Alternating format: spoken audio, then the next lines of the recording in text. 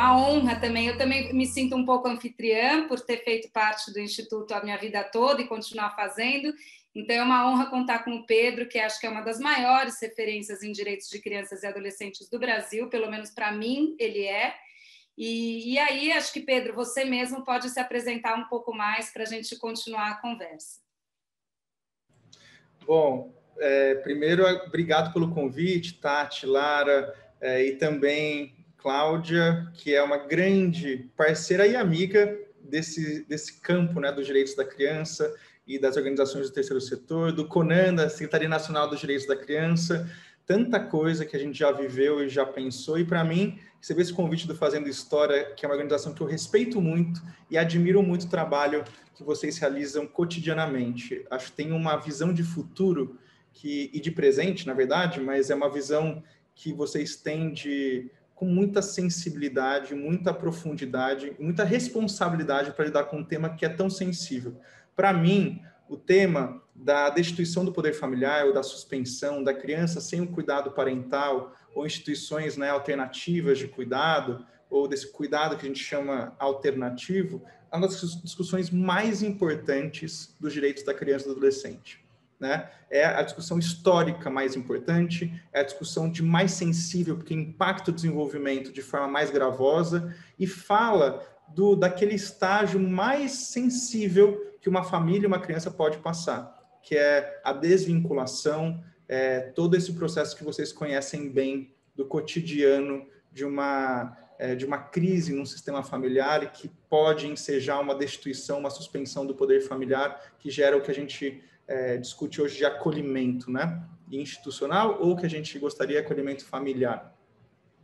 Mas, antes de começar e trazer um pouco um pano de fundo, né, dessa discussão do acolhimento, localizar para vocês onde está a discussão do acolhimento dentro dos direitos da criança, eu acho isso importante para qualquer discussão que a gente faça de acolhimento, ou de família acolhedora, ou de acolhimento institucional, eu contar um pouco da minha história. Eu, desde os 14 anos, trabalho com direitos da criança e adolescente como voluntário, né, dos 14 aos 19, como voluntário numa instituição em Campinas, de onde eu sou natural, e tinha muita intersecção sobre violência contra a criança, combate à fome, e eu presenciei muitos casos de destituição do poder familiar.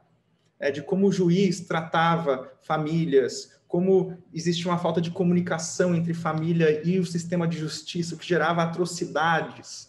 Então, eu vi muito nesse trabalho de voluntário, que a gente ia para o meio das comunidades desenvolver trabalhos sociais, e eu acompanhei muitos casos tenebrosos, o que me levou para o direito, né? Eu escolhi fazer direito por causa dessa experiência seminal que eu tive, né? Ali na AMIC, lá em Campinas, que faz parte da FEAC, não sei se vocês conhecem, e também em função da minha mãe ser professora de escola pública a vida inteira, acompanhei várias outras discussões sobre realidades distintas da minha, né? De que eu cresci num colégio particular, então condomínio, aquele corredor de ar-condicionado, né? E ter visto essa experiência diversa desde da juventude me possibilitou ir para o direito. Entrei no Alana no primeiro ano da faculdade e de lá nunca saí, apesar de ter ido desenvolver carreira acadêmica em outros espaços, né?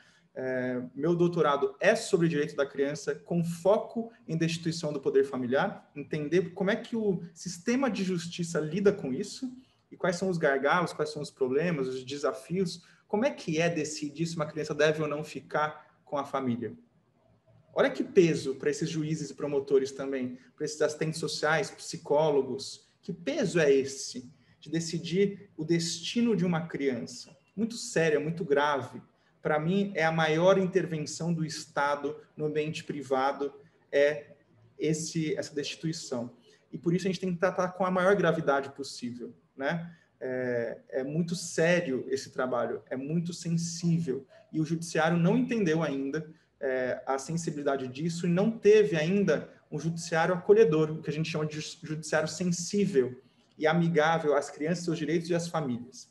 Bom, dito isso, vou compartilhar com vocês uma breve apresentação, por favor. Como vocês viram, eu falo bastante, então podem me interromper, podem trazer elementos no meio da fala. Acho que eu não vou conseguir ver, mas vocês vão me falando. Vê se vocês estão vendo. Estão vendo? Sim, senhor. Olha só, eu estou com 2 telas, então eu vou conseguir ver vocês e ver o negócio. Vai ser maravilhoso, estou achando, essas 2 telas aqui. Olha que legal. Nossa, gostei, gente. Vai ser interessante isso. Bom, hoje a gente vai conversar um pouco sobre a proteção da criança e dos adolescentes na família, né? Como que a gente pode olhar para esse processo, né? Primeiro, entender os direitos de crianças e adolescentes, onde está a estrutura disso. Depois, entender a gestão da intervenção estatal no poder familiar e as reformas do sistema de justiça possíveis. Aqui, quem trabalha com o sistema de justiça diretamente, né? Vocês, pelo que eu entendi, estão ligadas direta e indiretamente com o sistema de justiça, seja nas instituições ou diretamente, né? Ligadas a esse âmbito. Então, vai ser muito rico poder conversar com vocês sobre isso. Mas antes disso, gente, importante dizer que a nossa história recente, né, 30 anos apenas, dos direitos de crianças e adolescentes na perspectiva do ECA, começou na Constituição, na Constituinte de 87 e 88, e aqui Ulisses Guimarães, um grande parlamentar que costurou a Constituição no nosso país, ele organizou um processo de constituinte realmente participativo e democrático, né? Muitos movimentos sociais se organizaram, inclusive por meio de emendas parlamentares, né, vindas da própria população. A população vai lá e propõe uma emenda de como deveria ser a Constituição do nosso país, a nova Constituição. Então, grupos indígenas, mulheres, né, as histórias das mudanças da Constituição para as mulheres é muito importante. O artigo 226 e 227, que fala sobre poder conjugal, sobre a situação das mulheres no matrimônio, tudo isso foi mudado e foi muito discutido. Tinha pressões de todos os lados, se mantinha ou não a possibilidade de divórcio. Vocês sabiam que era proibido o divórcio nas constituições anteriores, que isso só mudou definitivamente com a Constituição de 87? E estou falando isso porque isso muda a organização familiar, né? O poder familiar e as possibilidades de organização familiar eram muito restritas, né? O homem tinha uma prevalência, esse poder familiar muito grande. E grandes dos problemas que nós vivenciamos hoje nessa configuração familiar, inclusive com relação à destituição do poder familiar, vem desse modelo. Então, a gente vai falar sobre isso. Os ambientalistas e também as crianças. Vocês sabiam disso? Que as crianças se organizaram e foram organizadas para lutar pelos direitos antes mesmo das eleições dos constituintes? Teve capa na Veja falando para eleger constituintes compromissados com os direitos de crianças e adolescentes. Teve uma mobilização nacional real para que as crianças não fossem esquecidas na Constituição. Teve uma mobilização que juntou mais de 1,5 milhão de assinaturas, que foi a maior emenda com assinaturas, a maior emenda constitucional popular, com o maior número de assinaturas, mas só não foi a maior oficialmente, foi a segunda maior oficialmente, porque os parlamentares não aceitaram as assinaturas de crianças e adolescentes, porque afinal, para muitos ainda hoje, não possuem direitos políticos, não são cidadãs. Vejam só, né? Que já diz muita coisa do que a gente vai discutir sobre criança e adolescente. Mas depois de muita pressão, de lobby mesmo, lobby do bem aqui com as crianças e conversar com o Ulisses, tem vídeos delas entrevistando os parlamentares, vão proteger a gente na Constituição e tal, foi feito o artigo 227, que, olha, gente, é artigo de cabeceira para todo mundo aqui, hein? Vocês vão imprimir, tira print aí da tela, vocês vão imprimir e vão colocar na cabeceira, não só na cabeceira de onde vocês dormem, mas onde vocês trabalham, que hoje em dia é provavelmente na mesa de casa. Coloquem aí do seu lado, porque esse é o artigo que é estruturante de toda a forma de pensar sobre criança e adolescente no Brasil.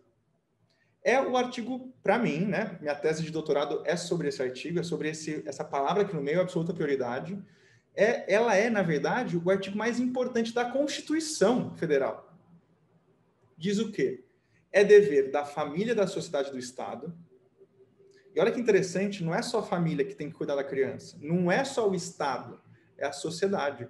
São organizações como Fazendo História, são empresas. Todos aqueles que vivem em sociedade, na sociedade, possuem. E olha, não é princípio, não é uma orientação constitucional, é um dever, é uma regra constitucional. Garantir com absoluta prioridade os direitos de crianças, adolescentes e jovens, os direitos fundamentais, como o direito à vida, à saúde, à alimentação, à educação, ao lazer, à profissionalização, à cultura, à dignidade, ao respeito, à liberdade, ao direito mais importante que a gente vai discutir aqui, que é a convivência familiar e comunitária, além de colocá-los a salvo de toda forma de negligência, discriminação, exploração, violência, crueldade e opressão. Esse artigo é completo. Ele resume o direito da criança no Brasil e no mundo, viu? Para muitos especialistas no mundo, é o artigo que melhor resume a teoria dos direitos da criança. Mas olha que complexo também, né? Vou trazer já a complexidade da vida de vocês. Muitas vezes, para preservar a criança de toda forma de negligência, discriminação e exploração, eu preciso romper a convivência familiar. Muitas vezes, para garantir a convivência familiar, eu preciso colocar, garantir os direitos da família, né? Garantir um apoio à família, não necessariamente à criança. Então, o artigo 227 traz já um tensionamento constante entre direitos. E essa que é o grande desafio, porque quem que sabe o melhor interesse da criança num caso concreto? Quem decide? A gente sabe, oficialmente é o juiz. Mas qual que é o melhor interesse da criança num caso concreto de destituição do poder familiar? Existe regra para tudo? Você consegue afirmar uma regra? Ou tem que olhar o caso concreto? Tem que fazer uma análise, o parecer psicossocial, tem que juntar as pessoas, pensar junto, naquela situação, daquela família, naquele contexto. E esse que é o grande desafio dos direitos da criança, gente, porque não tem regra geral. Apesar de ter direitos gerais, universais, que a gente tem que garantir a todas as crianças, aplicar isso no caso concreto exige maestria, digo eu. Maestria porque é desafiador, você precisa entender de direito, você precisa entender de desenvolvimento da criança, você precisa entender de política de assistência social, de saúde, de parentalidade. E a gente ainda tem que driblar os nossos próprios preconceitos internos, que são os vieses que a gente já carrega ao olhar para uma família, a fazer um parecer e dizer, essa família, olha a sujeira que está a casa, não vai cuidar bem de uma criança, eu cuido muito melhor, porque o meu padrão de cuidado é esse. Quem define o que é um bom cuidado para uma criança? Aliás, já faço uma pergunta aqui para vocês, eu quero ouvir. O que é negligência parental? O que é bom? O que é ser uma boa mãe, um bom pai? Ou, para o Freud, né?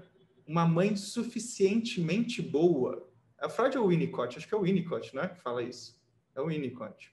Uma mãe o que é uma mãe suficientemente boa? Olha que desafiador quando a gente desce para a realidade esse artigo 227. Mas nós já temos caminhos, nós temos consensos de grandes especialistas e técnicos, inclusive para o tema de destituição do poder familiar.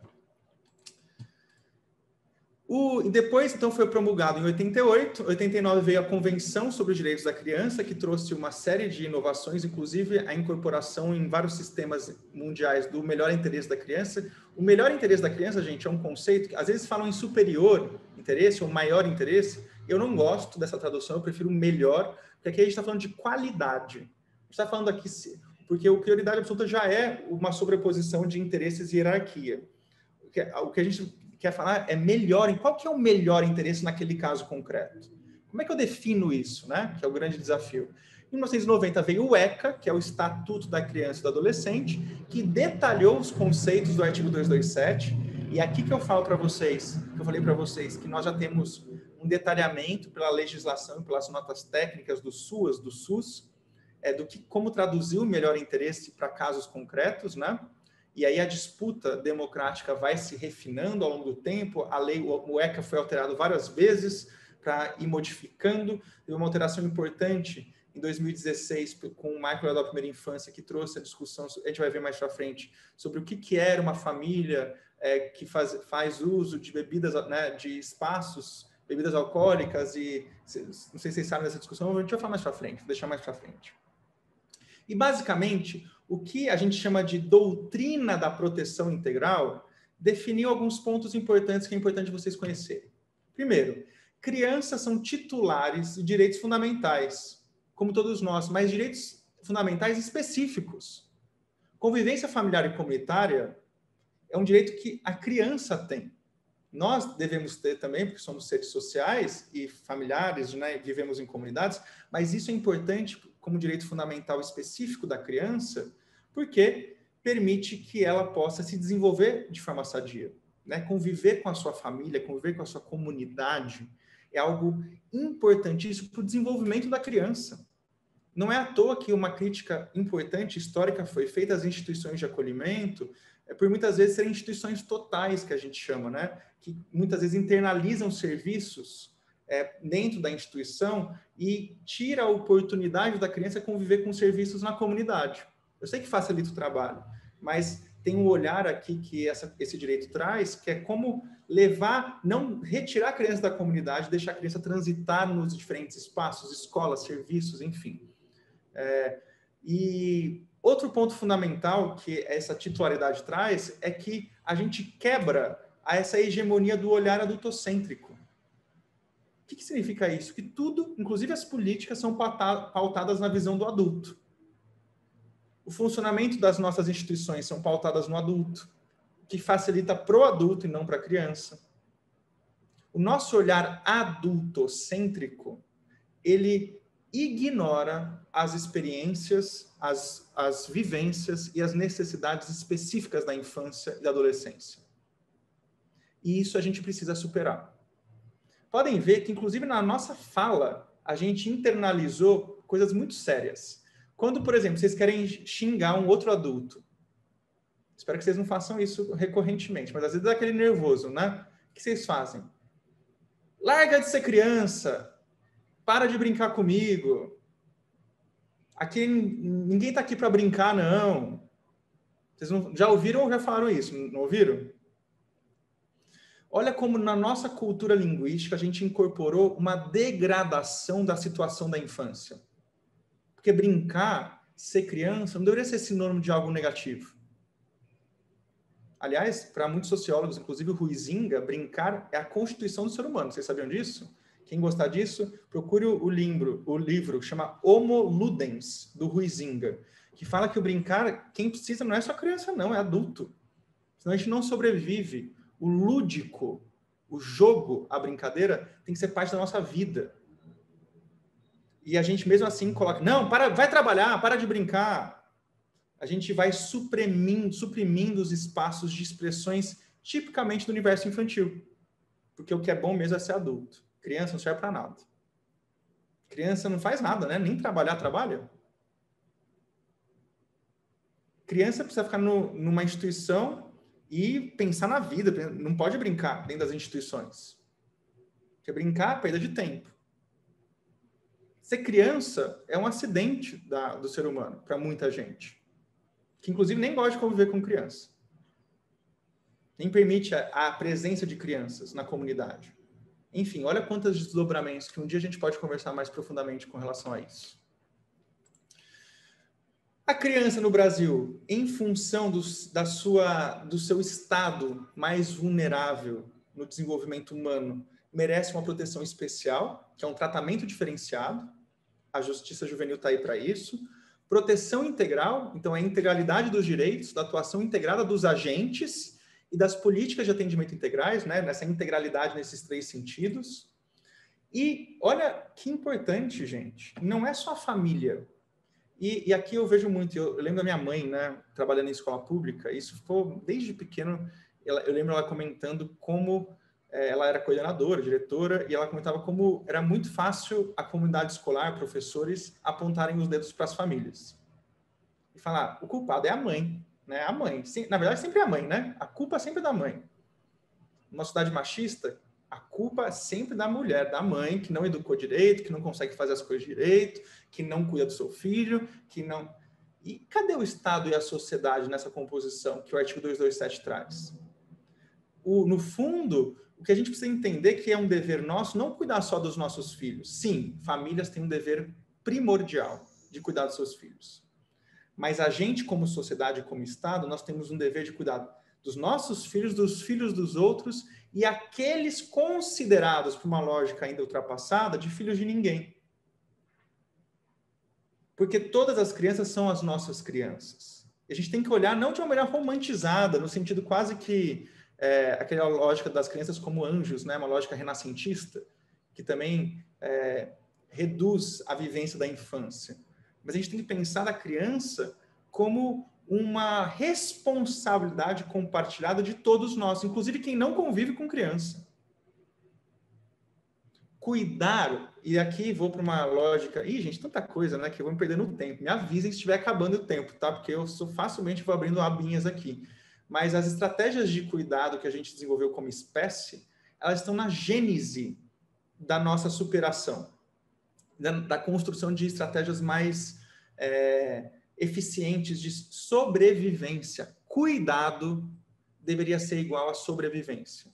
Quem não cuida na sua comunidade, na sua família, traz desafios muito sérios para a convivência humana, para o desenvolvimento dos indivíduos e para a comunidade.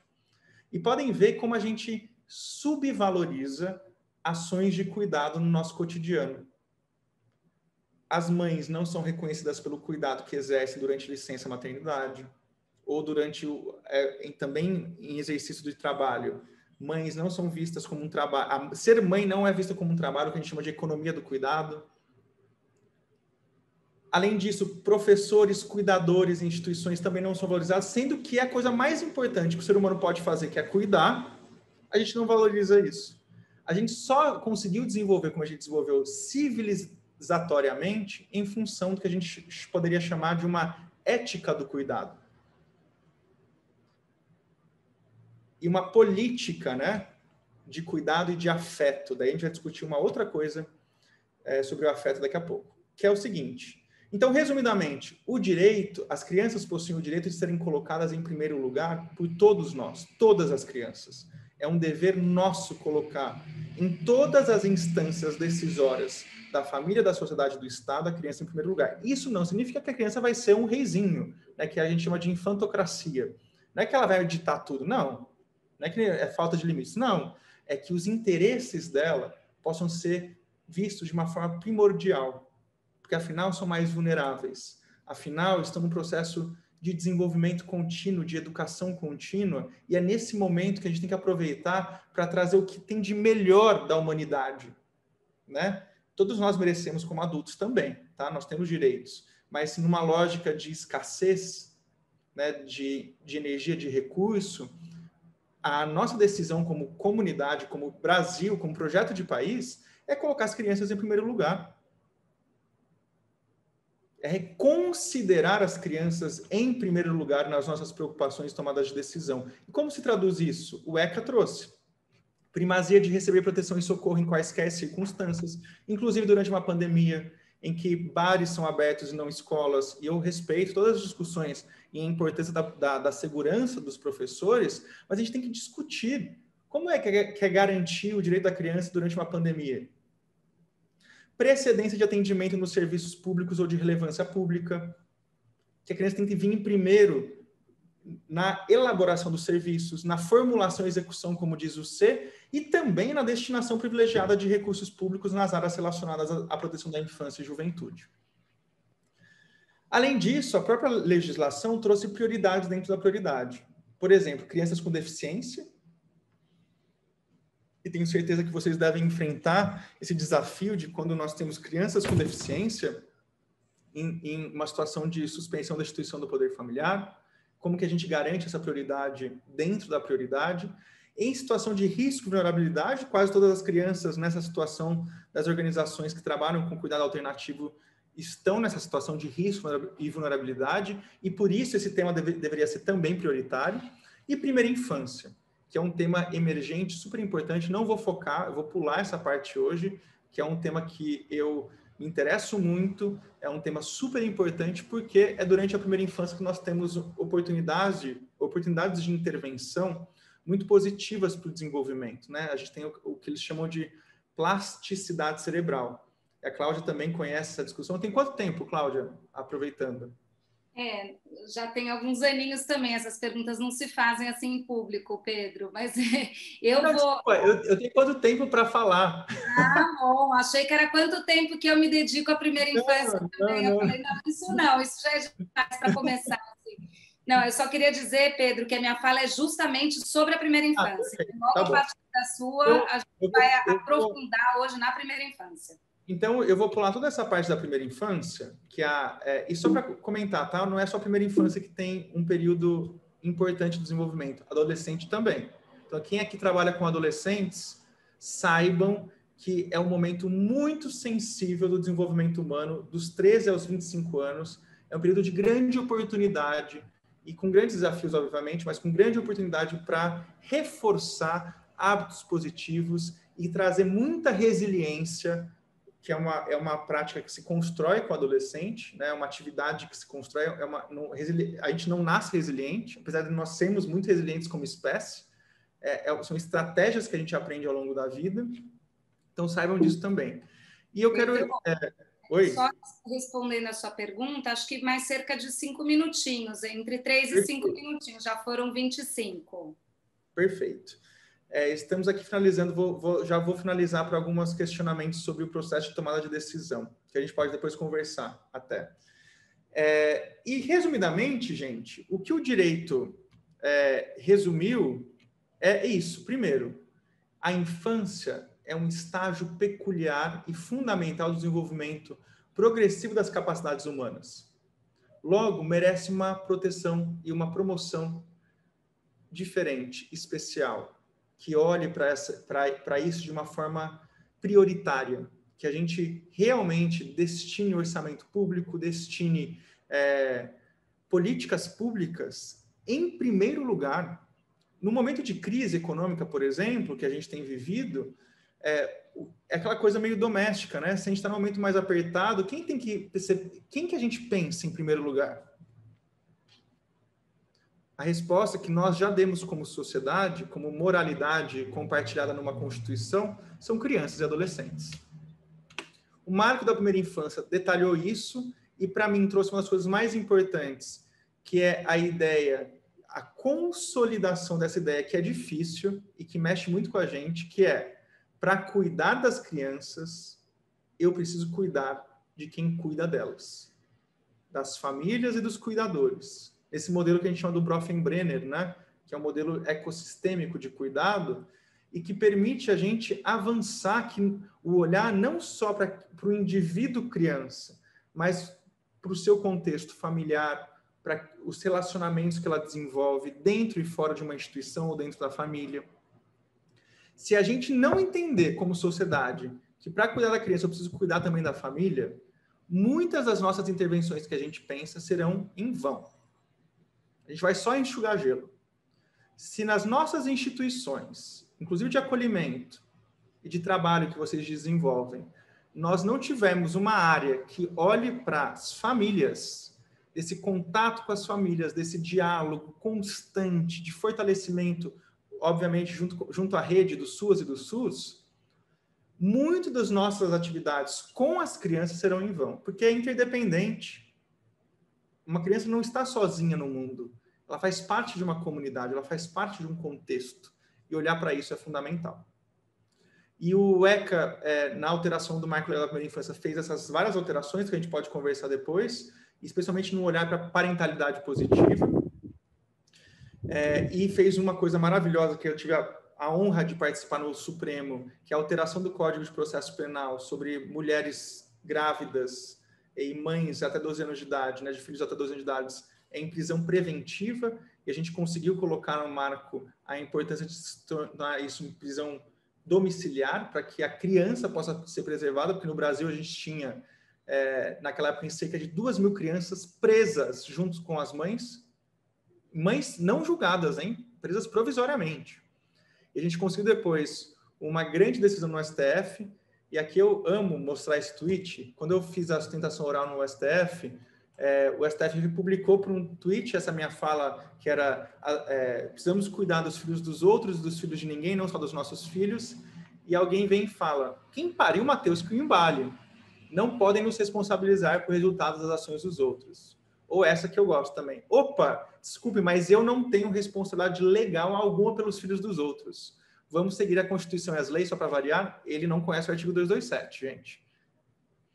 Agora, eu gosto muito da gente analisar esse ditado popular que a gente fala e usa sem pensar, que é o quem pariu Mateus que o embale. Você certamente já falou um dia na vida ou já ouviu isso, não ouviu? Que tem a ver com o outro, quem pariu Mateus que o embale. Isso traz muito da nossa cultura de não olhar para as crianças, todas as crianças, de uma forma ampla, de uma forma que acolha todas as crianças no nosso pensar. E o que a gente quer é mudar essa frase, é mudar essa cultura popular. E quem pariu, o próprio Mateus, eles devem ser embalados por todos nós.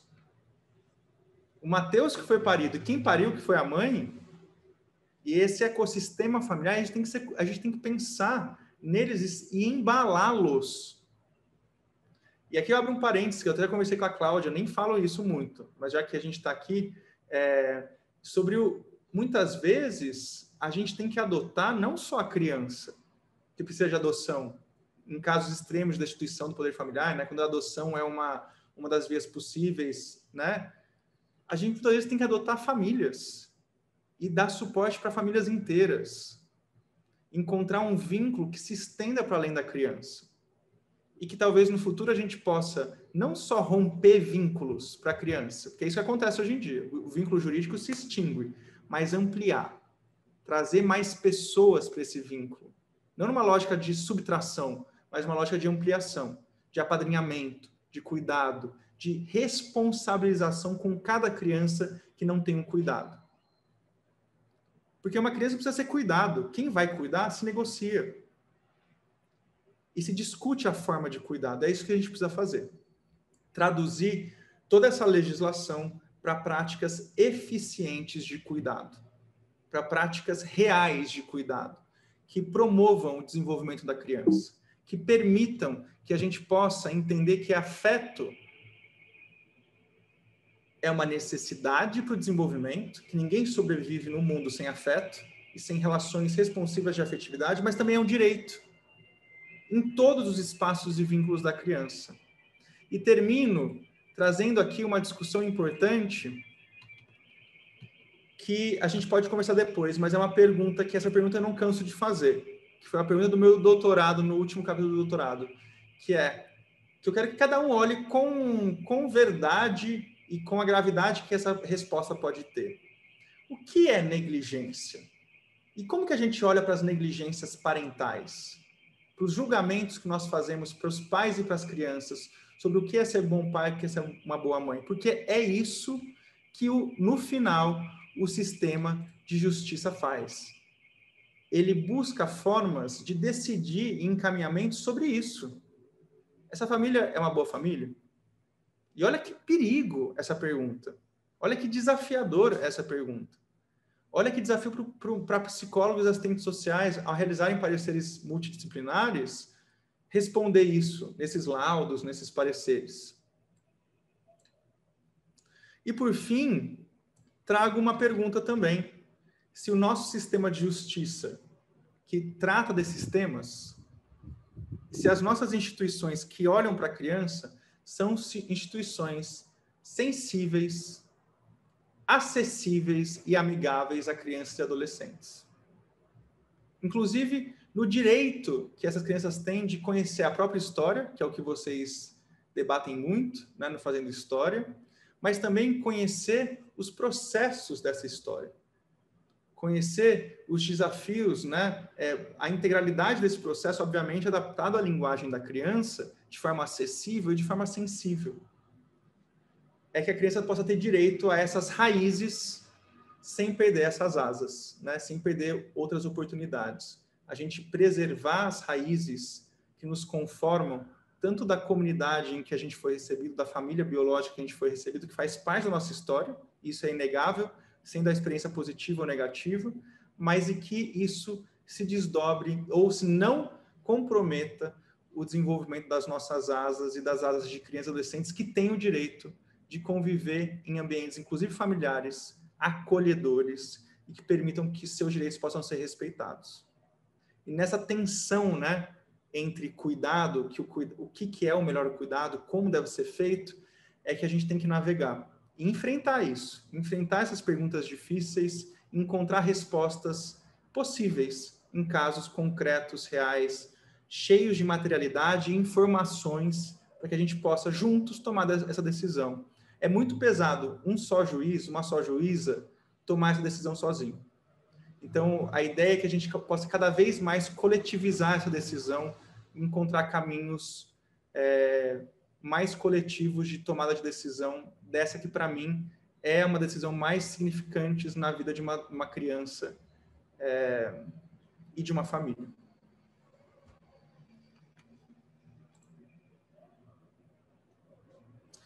Acho que agora a gente pode, não sei como, né? Acho que as perguntas podem fica para depois, a gente responde de forma conjunta, mas fica à disposição. Isso, Pedro, muito obrigada. A gente depois, no final, depois da fala da Cláudia, a gente abre para as perguntas. Convido a Cláudia, então, que é uma das fundadoras do Instituto Fazendo História, junto com a gente até hoje, e representante hoje da Fundação Bernd van Lier.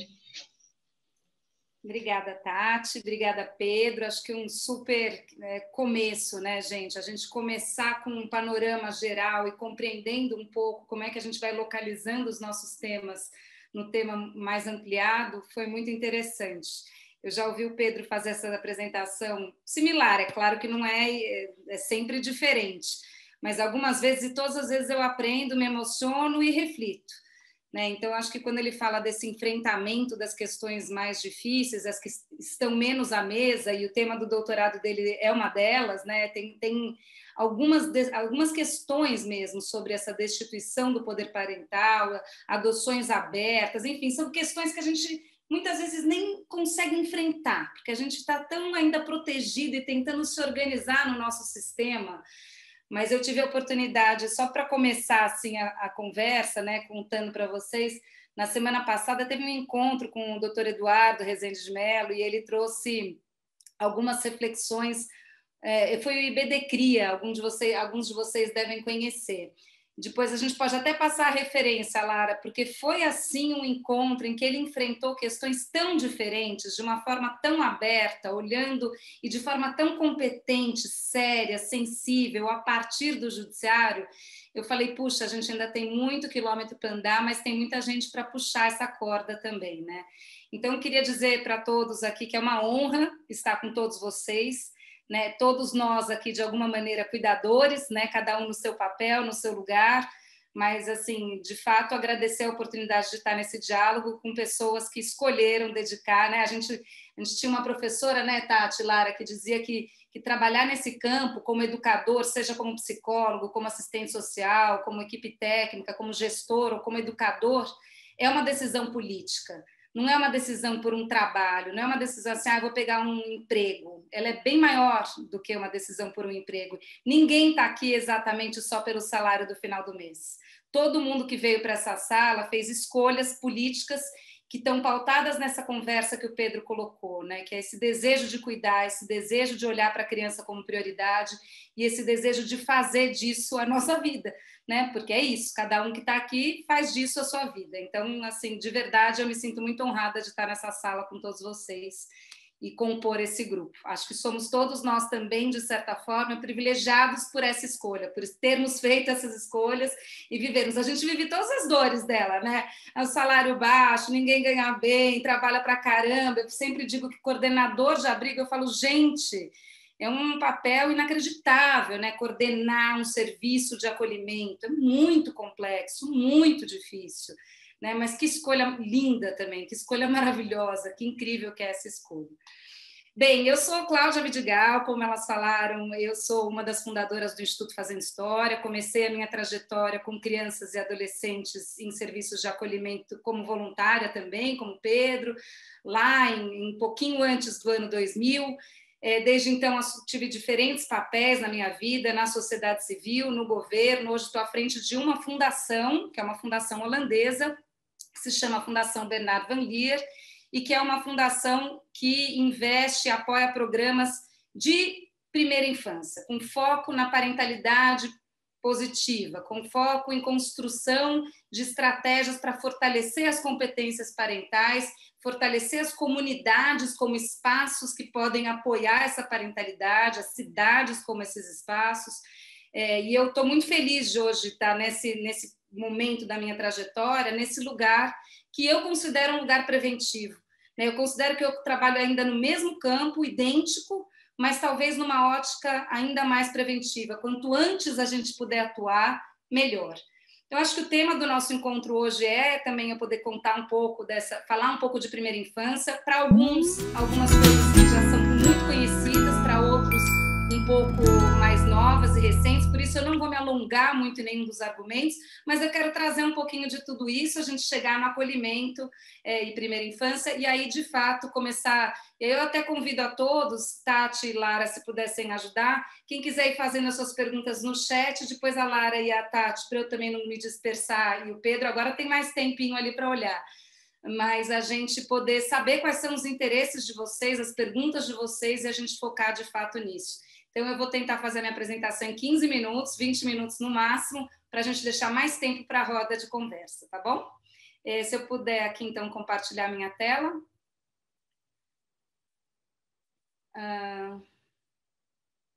Estou quase, alguém tem que me... Agora acho que foi.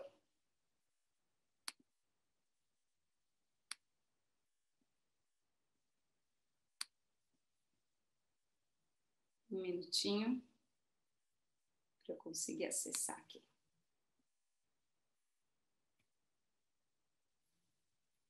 Ops. Só um minuto. Ixi. Vocês viram, né? Ficou doidão. Peraí. Agora vai. Agora sim. Ok, então, primeira infância e acolhimento. Ainda falando um pouco do meu lugar de fala, eu fico muito à vontade para falar de primeira infância como prioridade, né? Criança, adolescente, prioridade absoluta, em muitos momentos tem um embate, mas por que tanto olhar assim para a primeira infância? Então, eu queria dizer que eu fico muito à vontade para falar da primeira infância como prioridade, porque o meu maior interesse na vida, normalmente, foram os adolescentes, foram os jovens. O tema do meu mestrado são os adolescentes em serviço... Tem alguém admitindo? Alguém além de mim? Tem. São os adolescentes que estão saindo dos serviços de acolhimento e apadrinhamento afetivo. Isso para dizer que eu não entendo que é necessário haver esse embate, mas por que só a primeira infância? Não é só a primeira infância, não. A primeira infância é começar pelo começo. É olhar desde o comecinho o que pode ser feito para prevenir que o adolescente chegue muitas vezes na casa, como eles chegam para nós, né, no serviço de acolhimento, já com uma quantidade de cicatrizes emocionais, sociais, pessoais, que às vezes é difícil de trabalhar.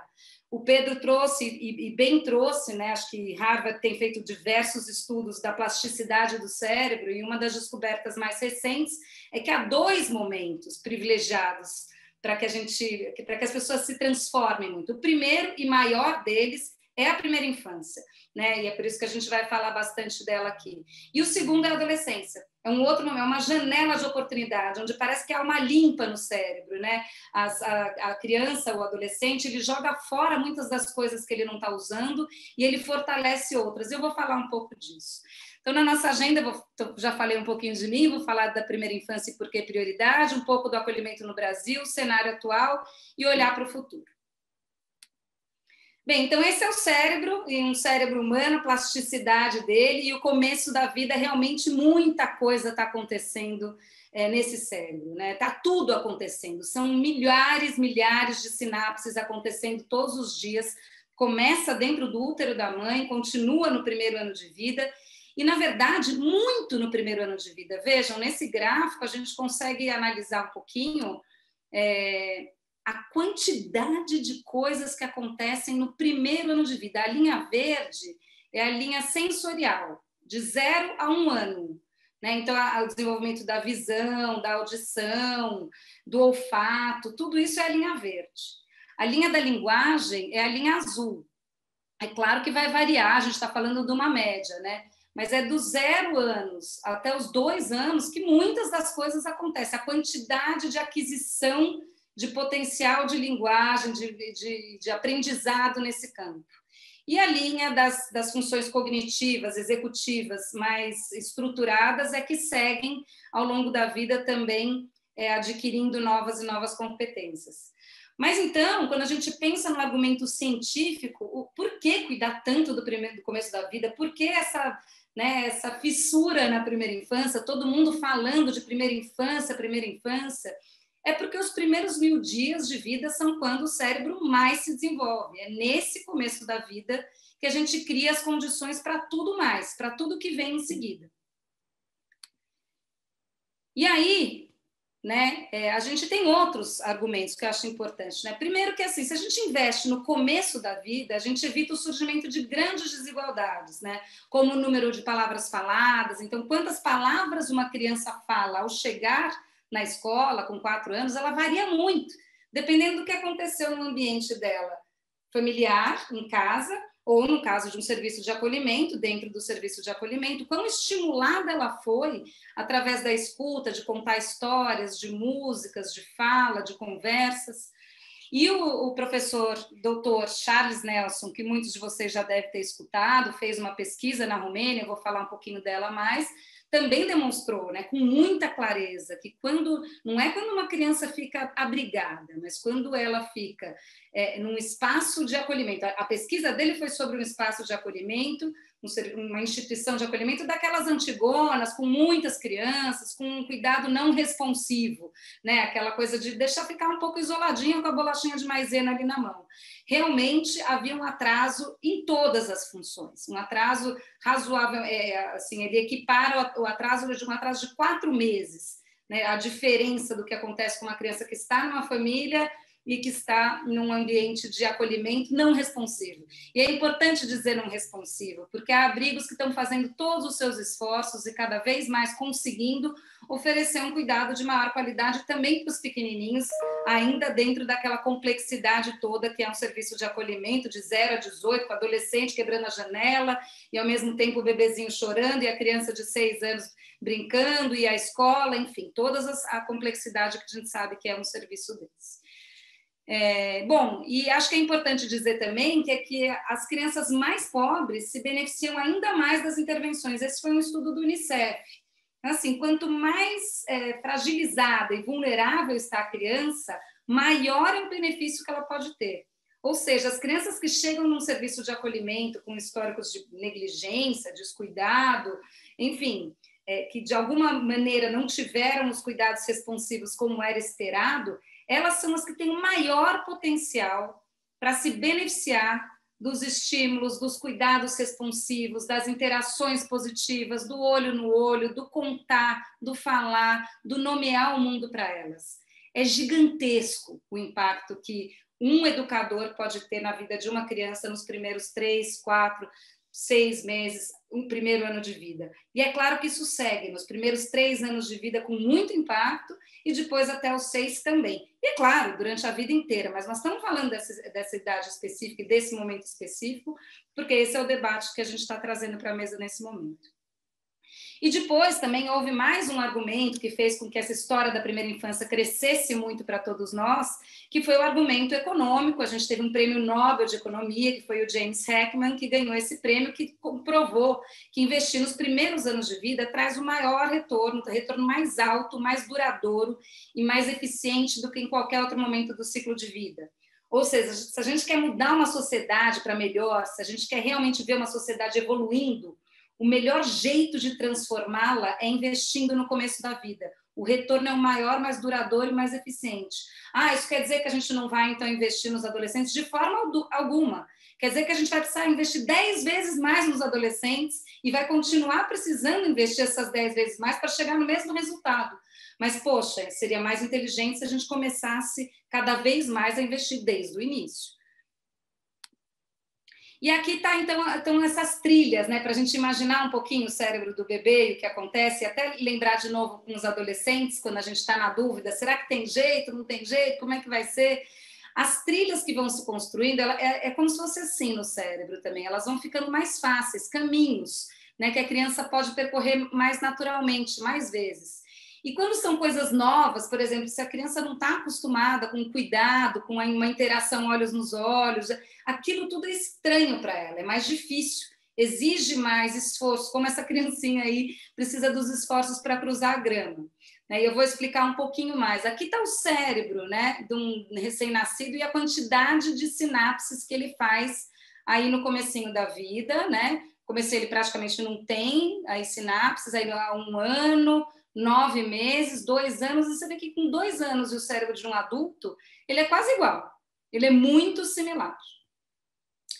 E aí, desculpem o inglês aqui, eu não tinha como traduzir aqui o slide, mas eu queria trazer assim, se a gente vai criando trilhas de ansiedade, de impulsividade, de incapacidade de aguardar, de egoísmo, de eu preciso cuidar do meu, essas são as trilhas que vão se constituindo como as fortes, né? Ou a gente pode construir trilhas de empatia, de autocontrole, de autoconfiança, de paciência.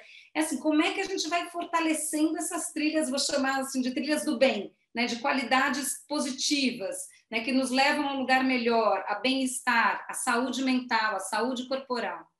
Né? E aí, eu vou passar para esse aqui.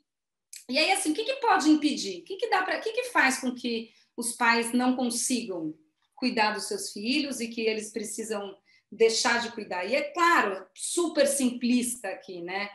É uma complexidade de fatores gigantesca que a gente não tem nem como nomear aqui. Acho que vocês têm, né? Quem está na linha de frente ali vai vendo qual é a complexidade, a história de vida de cada um, mas muitas vezes tem a ver com essas coisas aqui também. Com falta de tempo, porque no dia a dia está ali, tem tanta coisa acontecendo, trabalho o dia inteiro. Como é que eu vou cuidar de um filho?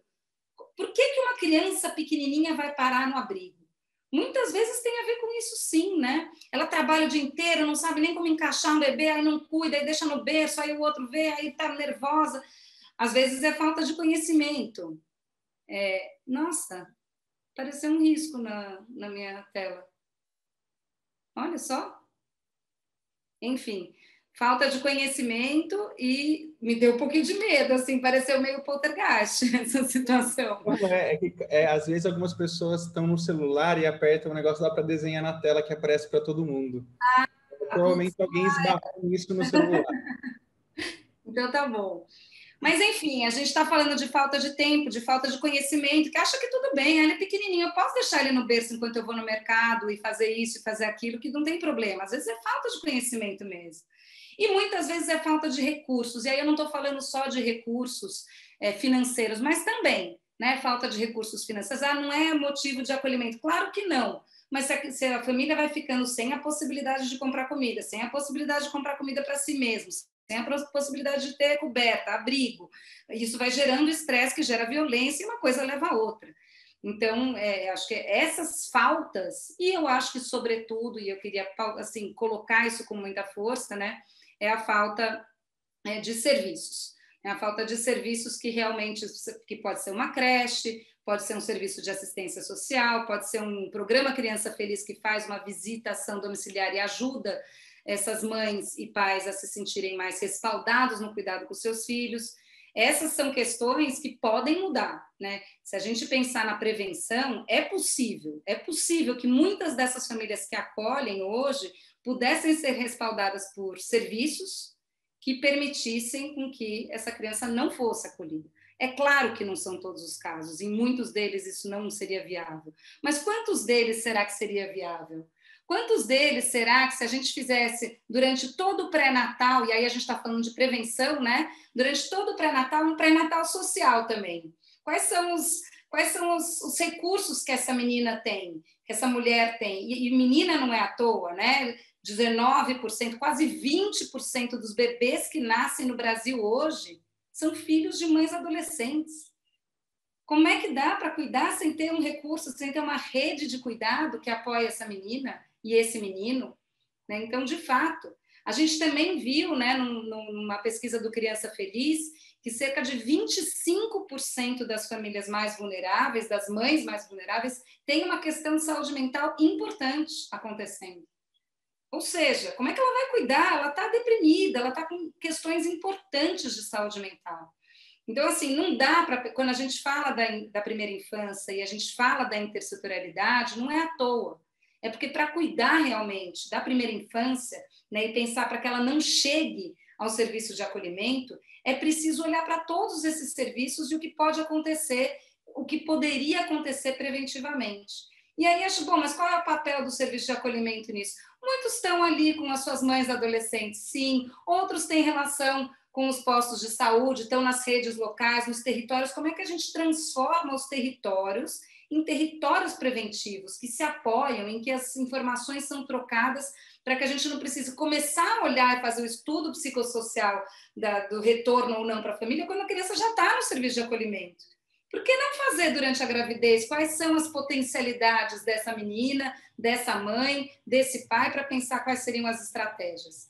Então, eu acho que isso tudo é algo que a gente precisa fazer provocando também os serviços do território. Porque eu acredito, e acredito que não esteja sozinha nessa mesa da minha crença, que muito recai sobre o serviço de acolhimento, né? Então, de repente, chega ali no serviço de acolhimento e parece que o caso passou a existir ali. Não, o caso já existia antes. A primeira infância, ela veio acompanhada de uma gravidez. A gravidez é acompanhada por um serviço público. E é daí que a gente vê a possibilidade da intersetorialidade. Então, quando a gente fala em intersetorialidade na primeira infância, e todo mundo vem falando nisso, não é para inglês ver, é que é de fato, né? Para cuidar de um bebê, você tem a área de saúde, você tem a área de assistência, você tem a área de educação, porque também para muitas mães e muitos pais, o fato de ter uma creche e o fato dessa vulnerabilidade ser explícita, explicitada e, portanto, priorizada no serviço de educação é importante. Né? Então, como é que a gente vai provocando o território nas nossas relações a olhar para isso, aí pensando antes do acolhimento quais são as ações que eles poderiam estar mais atentos. Eu não vou entrar nesses estudos, são alguns estudos de caso que vão demonstrando por A mais B quais são as possibilidades, quais são os retornos que o investimento na primeira infância podem dar. Por exemplo, aí no caso da Índia, só para a gente ter clareza, para cada R$100 gastos em um programa que era para tirar um parasita, na idade pré-escolar, era um remedinho para tirar um parasita. Isso levou os adolescentes a ficarem quase 3 anos a mais na escola, porque eles não tiveram parasita lá bebê. O que acontece nesse primeiro ano, 2, 3 de vida, deixam marcas não só para a escolaridade, 3 anos a mais na escola. E esse estudo da Jamaica é ainda mais impressionante, porque ele mostra que as famílias que foram acompanhadas em visitação domiciliar, similar ao Criança Feliz, eles tiveram a capacidade de ganhar até 25% a mais, salário, 25% a mais do que os que não foram acompanhados. Isso vai demonstrando que há muito que pode ser feito nesse começo da vida para que os adolescentes não cheguem a ser adolescentes, muitas vezes como eles chegam para nós, né? com uma dificuldade tão grande de poder dar os próximos passos, é uma força tão grande que eles precisam conseguir, e nós também, profissionais, né? Será que isso tudo não poderia ter sido cuidado antes? Então, quando a gente olhar para um bebezinho, a gente pode enxergar também que adolescente a gente quer que ele seja. A gente pode lembrar que contar história, que está falando com ele, contando histórias, pegando no colo, olhando nos olhos, nomeando a dor dele, falando o que ele está sentindo para ele, tudo isso compõe o adolescente que ele vai ser também, a capacidade dele de dialogar com os adultos que ele vai ter. Porque muitas vezes ele chega ali na idade dos 12, 13, 14, ele não aprendeu a dialogar, ele não entendeu o valor e a importância do diálogo. E é no comecinho da vida, muitas vezes, que isso se estabelece. E aí, entrando um pouquinho mais na agenda, como é que eu estou de tempo, Tati? Mais uns 10 minutos, pode ser? 5, 10 minutinhos, vamos lá. Beleza. Então, bem, aqui a gente tem um pouquinho, só para estarmos todos entrando mais na agenda do acolhimento mesmo, né? Eu estou tentando só botar a minha janelinha aqui, só um segundinho. Pronto. A gente tem 1900, e eu não vou entrar no debate, acho que o Pedro fez uma fala já super interessante sobre o Estatuto da Criança e do Adolescente, mas a gente precisa lembrar que em 2006 a gente teve o Plano Nacional de Promoção, Proteção e Defesa do Direito à Convivência Familiar e Comunitária, e que esse plano, em 2006, ele foi motivado por pesquisas, vejam o que eu estou falando agora, por pesquisas idênticas ou muito similares às que estão acontecendo agora, que vão dando um retrato da realidade, dizendo, não, espera um pouquinho, isso aqui não pode. A gente precisa pensar num plano para sair desse lugar. Lá em 2006 foi feito um plano para sair desse lugar. Um plano que depois ele conseguiu se reverberar nas orientações técnicas para os serviços de acolhimento para crianças e adolescentes, que eu acredito que a maioria de vocês aqui já viu, conhece, usa, utiliza esse documento para formação, e quem não conhece, leitura obrigatória. Primeira coisa a fazer é poder ler as orientações técnicas, porque elas são a síntese do Plano Nacional de Convivência Familiar e Comunitária, com um desdobramento que é quase que podendo organizar um pouco como é que a coisa vai acontecer no Brasil na próxima década. E não é que a gente conseguiu perfeitamente, não, mas a gente conseguiu, né? O plano ele vem sendo implementado, ele não está finalizado, ele venceu em 2016, muito do que se propôs ali ocorreu, a gente não tem mais abrigos de 400 crianças, a gente não tem mais famílias que não podem, que são proibidas de visitar, a gente tem denúncias desses casos, as famílias têm direito de visitar seus filhos, de acompanhar seus filhos, de ir participando de todo um processo de reintegração. Então, assim, muito aconteceu. E aí, depois, em 2009, a gente ainda teve o avanço da Lei 12.010. E para nós ela é muito importante, porque ela traz muitas coisas, como definição de prazos, que por vezes pode ser até uma faca de dois gumes, porque a gente precisa mesmo de prazos para acelerar o judiciário, mas o prazo das relações humanas, ele às vezes não é idêntico ao prazo judicial, e é importante que as equipes dos serviços de acolhimento possam se posicionar e cada vez mais trabalhar de mãos dadas com as equipes técnicas do judiciário para compor uma reflexão e para ajudar os juízes a tomarem essas difíceis decisões de para onde essa criança vai. Somos nós, técnicos, que temos que subsidiar essa decisão cada vez mais. Então, assim, o prazo existe 1 ano e meio, mas, puxa, se precisar de mais 6 meses, se a gente está vendo um processo de reintegração, ou mesmo se é um adolescente de 16 anos, que tem uma relação com a família, tudo bem, não é boa, não vai dar muito certo, ele não vai voltar, mas qual é o sentido dessa destituição para esse menino, para essa menina aos 16 anos, sem pouquíssimas chances de adoção? A não ser que tenha uma promessa de adoção do tipo relações que já estão acontecendo e tudo mais. Por quê? Por causa de um prazo judicial, a gente vai carimbar, você não tem mesmo nenhuma família? Acho que todos que trabalham também nos serviços de acolhimento veem que os adolescentes muitas vezes voltam para esses grupos, para morar ali pertinho da casa da tia, morar ali do lado, enfim, é ali. Então, eu acho que a gente também assumindo, entender que a lei nos favoreceu, trouxe muitas coisas que nos ajudou a ter um processo melhor, as crianças não ficarem esquecidas nos abrigos, mas a gente também poder trazer os pareceres, trazer as informações e poder enfrentar os debates com o judiciário em nome da criança, né? Pelo seu melhor interesse.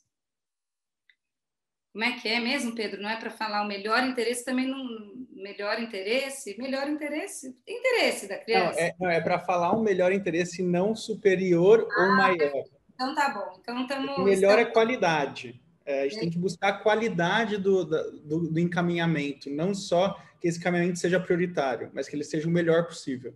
Perfeito, perfeito. Bem, então eu passei um pouco das modalidades, né? A gente tem o abrigo, a Casa Lar, a Família Acolhedora, a República Jovem. Acho que hoje a gente não vai falar das modalidades, mas se tiverem perguntas a gente pode voltar. Mas falar assim um pouquinho do que aconteceu com a Lei 12.010. Dando um passinho atrás, a gente vai ver que o Brasil não estava descolado, que nem quando o Estatuto da Criança e do Adolescente aconteceu, a gente tinha tido a Convenção dos Direitos da Criança logo antes. Aqui também, né, as diretrizes internacionais sobre as modalidades alternativas de cuidado das crianças de 2009 já falava da modalidade do acolhimento familiar como uma importante alternativa para crianças e adolescentes privados dos cuidados parentais.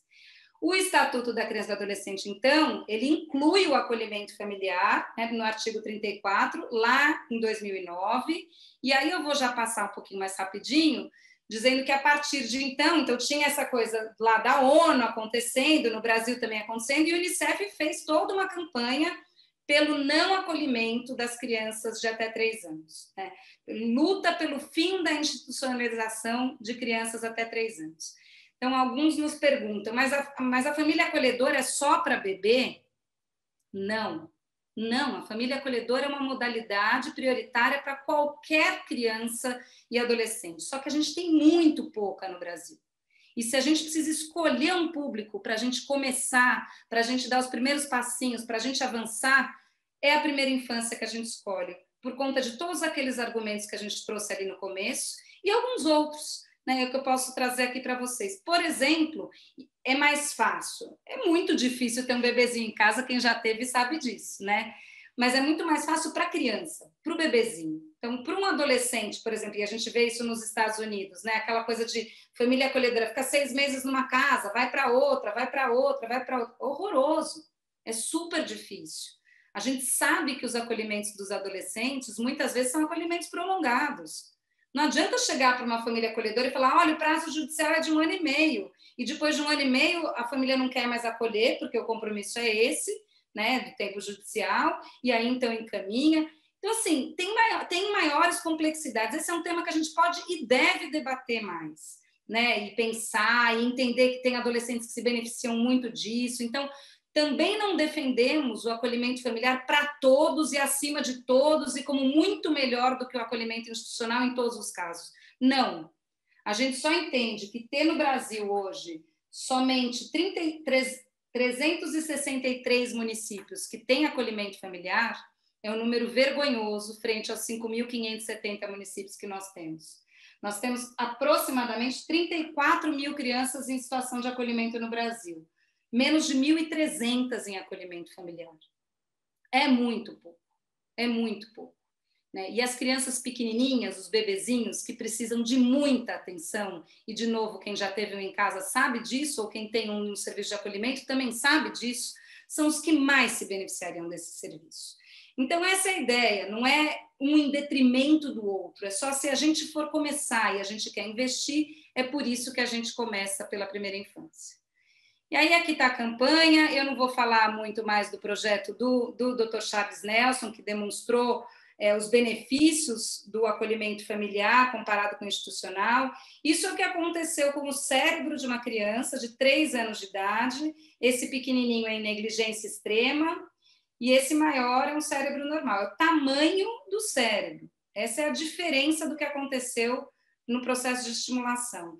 Teve muita crítica também, né, com essa pesquisa, porque fala, poxa, mas os abrigos não são assim, por isso que a gente não colocou aqui, né, acolhimento familiar comparado com acolhimento institucional. Não, né, mas a gente sabe da dificuldade de um olhar atento, de uma rotina, de uma constância, né, a criança pequenininha, né, o bebê, por que ele fica colado na mãe, né? Porque ele precisa daquela constância, quer dizer, por muitas razões, né?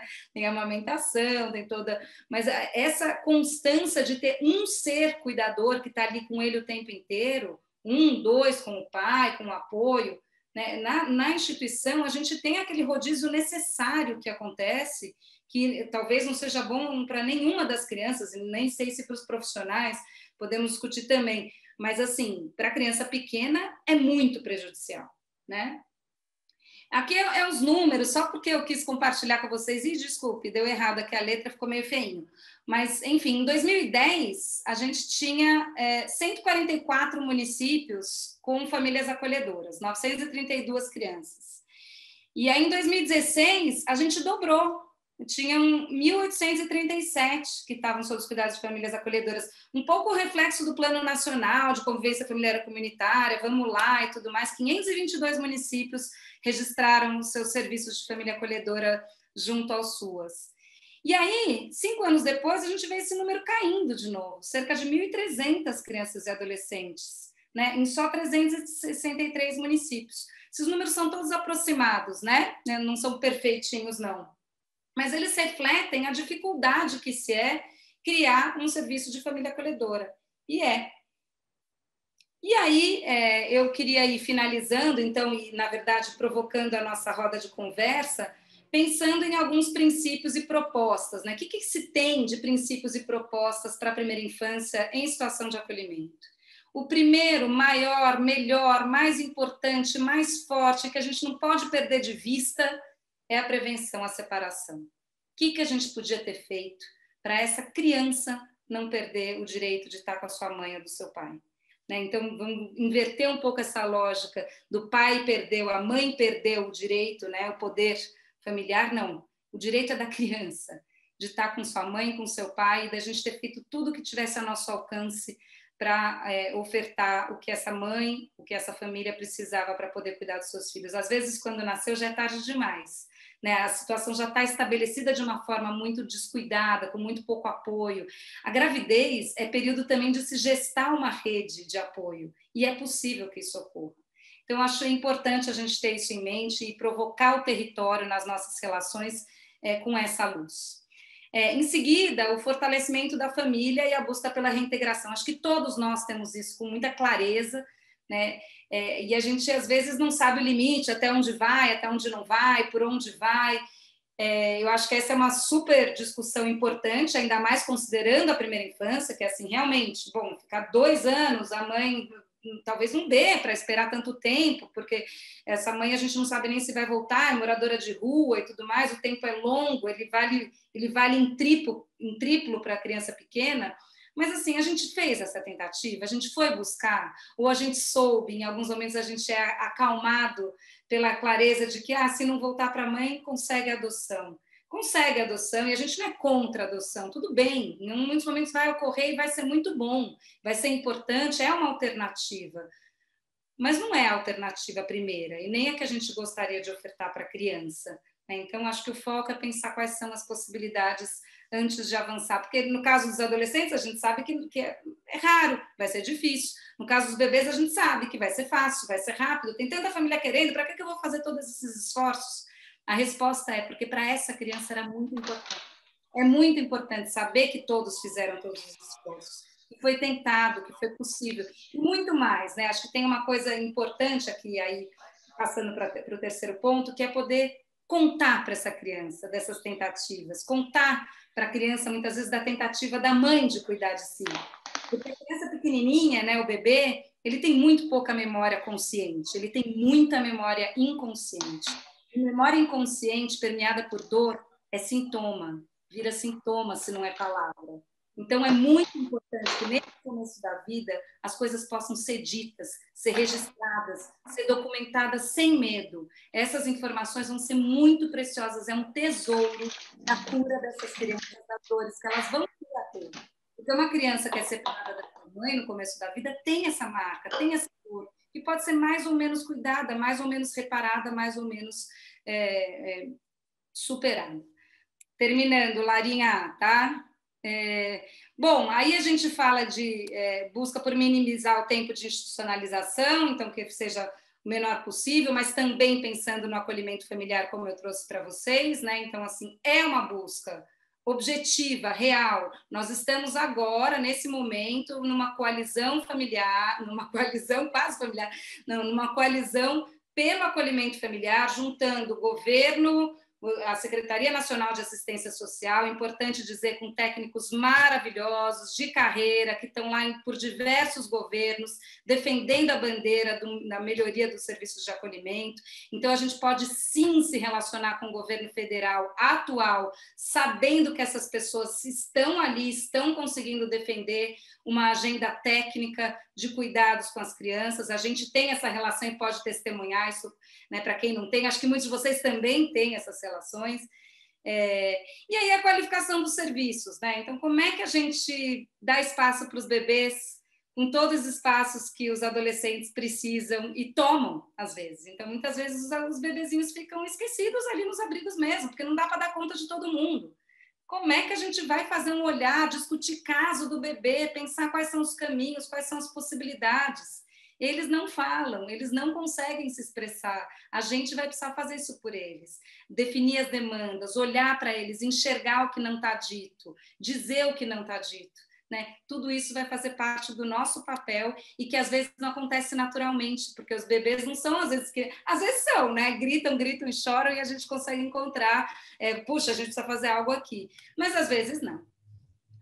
E por fim, e aí acho que a participação já entra aqui, né? Qual é a estratégia de participação dos bebês? A gente defende muito, né, que as crianças participem dos seus processos, participem das suas decisões. Um bebezinho de 2 meses, como é que ele participa? Muito difícil. a gente vai fazer essa leitura, a gente vai ajudá-lo a participar, a gente vai fazer a leitura por ele, mas mais do que isso, né? Eu acho que as crianças maiorzinhas, elas vão nos dando sinais, sim, do que elas querem, do que elas precisam, do que elas podem, de quais são os caminhos. Então, é a gente acreditar que mesmo a criancinha de 3, de 4, de 5, de 6 anos, ela se expressa quanto aos desejos, quanto ao que ela quer para a vida dela, para os projetos dela, para os processos dela, e que a gente possa ter essa escuta atenta. Acho que eu paro por aqui e agradeço a atenção de todos até esse momento.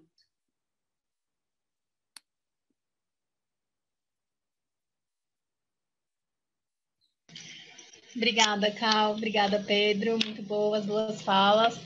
A gente tem algumas perguntas, tanto no YouTube quanto aqui no Zoom. Acho que a primeira fala sobre a falta de sensibilidade e acolhimento pelo judiciário. Tem a ver, entre outras coisas, com a cristalização de representações sociais sobre crianças, adolescentes e suas famílias em situação de pobreza, além da ação prática não vocacional de muitos magistrados. Gostaria de ouvi-lo falar um pouquinho mais sobre essa falta de sensibilidade e acolhimento. Acho que essa pergunta é para o Pedro. Eu acho que a gente podia fazer só talvez fazer um ping-pong, Pedro, não sei se você concorda, mas fazer uma coisa bem dinâmica aqui, porque acho que tem algumas perguntas, e a gente ir fazendo uma coisa rapidinha, assim, sabe? De pergunta, resposta, porque daí a gente consegue contemplar várias ideias. Vai lá, Pedro. Então, vamos lá. A pergunta aqui da Lísia, né, sobre os desafios no sistema de justiça pela falta de sensibilidade e acolhimento pelo próprio profissionais do sistema de justiça. Você já disse muito, Lísia, na sua própria pergunta. Tem um diagnóstico importante a ser feito, que é como nós não temos uma educação dos profissionais do sistema de justiça continuada, inclusive, que possa lidar com as sensibilidades dos direitos de crianças e adolescentes. Muitos profissionais, né, ainda foram formados na época do Código de Menores. Então, tem total uma falta de entendimento do direito da criança e do adolescente. E, para além disso, porque lidar com crianças no sistema de justiça não é só lidar com direito. Enquanto o judiciário não entender isso, nós estaremos fadados a muitos problemas. Porque lidar com criança e famílias é lidar com um contexto maior de ciência e de técnica, que é a psicologia, a assistência social, o apoio, né, dos serviços de saúde, trabalhar em rede. Profissionais estudantes de direito não conhecem políticas públicas com profundidade. A gente não tem isso na faculdade. E olha, eu posso falar porque eu estudei na USP e a gente não tem nenhuma ideia de como articular em rede políticas públicas estruturantes do país, que é isso que a gente precisa fazer quando a gente atende crianças. Mas, ao mesmo tempo, nessa tarefa, né, de olhar para um processo, que esse mito de que o direito tem que somente olhar para o processo, ainda assim, não existe uma lógica adequada de decisão desses processos, com base no próprio direito escrito, do ECA. Então, temos sim desafios, né? E o que a gente tem feito muito no Instituto Alana, é trabalhar, e com outras organizações como a Bernard Van Leer, Fazendo História, a gente fez um Pacto Nacional da Primeira Infância, que, apesar de ter o nome Primeira Infância, na verdade, ele é um grande instrumento para reformar de dentro para fora o sistema de justiça e trazer elementos para todos os profissionais. A gente, com o pacto, vai chegar em 22 mil profissionais do Brasil inteiro, juízes, promotores, defensores, psicólogos, assistentes sociais, para que possam ser formados no tema dos direitos de crianças e adolescentes, não só na perspectiva jurídica, mas também em desenvolvimento, tem aulas, então, com psicólogas, sobre não só neurociência, mas também outros elementos como teoria psicanalítica, psique, enfim, formando esse quebra-cabeça de informações necessárias para trabalhar com esses temas. E, ao mesmo tempo, a gente está fazendo uma pesquisa nacional sobre a situação das varas de infância para permitir um diagnóstico mais profundo e assim encontrar pelo CNJ formas de transformar esse sistema. Mas não existe transformação institucional se não existe transformação de pessoas. Então, um foco muito grande que a gente tem feito é conversar com esses profissionais e encontrar pontes para dialogar sobre temas que eles não conhecem. Resumidamente, um pouco isso. E aí, né, Pedro, só compondo ainda a sua resposta, E a gente tem discutido muito, né? Como é que a gente chega no judiciário, né? Como é que a gente chega nessa reflexão? Então, claro, né, no 1 a 1, a gente, em alguns momentos, a gente consegue, né? Ir construindo uma relação, tá bom, às vezes foi um pouco arrogante, mas vamos tentar de novo, vamos trazer novamente, vamos chegando pelas beiradas, pelas equipes técnicas, não dá para a gente desistir, né? A gente vai depender do sistema de justiça, e o sistema de justiça tem pontinhos dourados, né? Eu falo assim, de verdade, tem pessoas muito especiais ali dentro que podem servir como embaixadores de um jeito de olhar, de um jeito de lidar. Assim, quando a gente encontra essas pessoas, a gente poder regar essas relações, cuidar dessas relações, valorizar o que ele está fazendo e ir crescendo a partir daí, é algo que a gente tem visto que pode funcionar muito bem. Porque a gente costuma também, né, na nossa resposta é também se retrair, também falar ali não dá certo, não vai. Como é que a gente vai costurando, acreditando na relação, como se assim não fosse possível, e não é, viver sem eles, né? Então a gente vai precisar aprender a melhorar essa relação e a melhorá-los também nessa relação conosco, né? Eu posso só aproveitar e dar algumas dicas específicas, né, nesse... Então, assim, encaminhar, abrir um diálogo com os juízes, promotores e defensores é super importante. Vocês fazerem visitas institucionais. Tomar café, gente. Tomar café não é perda de tempo numa rede. Tomar café permite vocês conhecerem as pessoas, vocês entenderem, ter o WhatsApp da pessoa para quando precisar alguma coisa, acionar. Aproveitarem os espaços das audiências concentradas, que hoje são feitas online, né? Mas quando eram feitas nas instituições, e permitir construir essa relação, permitir que vocês sejam reconhecidas e conhecidas como fundamentais na tomada de decisão. Se já tiver mais contato e abertura e conversa com o juiz, por exemplo, combinar uma discussão de caso semanal, reuniões de discussão de caso, de encontros para além da audiência concentrada, fazer uma reunião da rede, montar uma reunião semanal da rede, convidando o juiz, o promotor. Sabe aquele efeito arrastão? Você começa com 1, com 2, vem o terceiro e está modificando, daí o juiz ele começa a priorizar, ele vai entrar. Hoje no digital é mais fácil a gente ter reuniões e mobilizar as pessoas para participarem 1 hora por semana, para se conhecerem, para debater melhorias. É um pouco ir estimulando um diálogo constante entre as pessoas que formam uma rede. Uma rede não é formada por instituições, uma rede é formada por pessoas. Se as pessoas não estiverem engajadas, não tem política que possa ser feita em rede. A gente tem que ter um olhar estratégico de envolver, inclusive emocionalmente, essas pessoas.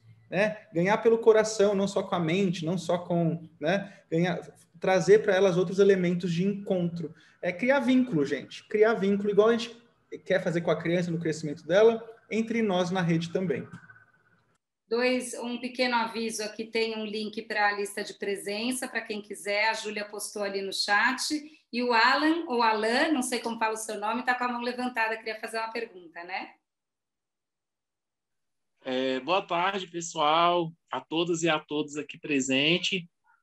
Eu quero só fazer uma complementação dentro do que foi colocado, né?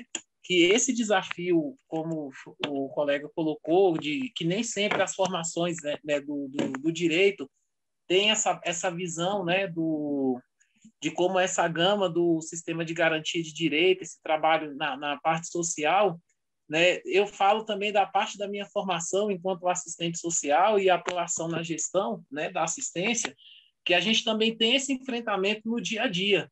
Até porque, falando um pouco mais de propriedade dessa proximidade entre Ministério Público, Judiciário e Defensoria Pública, não todos, né? Não querendo aqui dizer que todos estão com essa prontidão, mas também nós temos um sistema de justiça que ele está pronto para acolher essas ideias, pronto para poder se aproximar, né?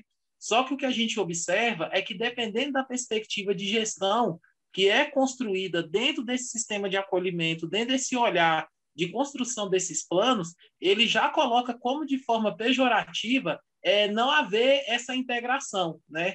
Já construir aquele olhar assim, não, eu vou construir uma perspectiva de trabalho para essa criança ou adolescente, mas dentro da possibilidade de eu não ter o promotor ali fiscalizando o meu trabalho, de eu não ter ali o juiz, né, dando uma opinião às vezes no que pode ali vir melhorar o fluxo, ou até mesmo esse processo de proteção integral dessa criança e desse adolescente, né? Então, por que eu trago isso nessa minha fala, não querendo estender aqui? Porque, infelizmente, poucos são os profissionais, como foi muito bem colocado pelos colegas, poucos são os profissionais que se envolvem até mesmo emocionalmente nesses trabalhos, né?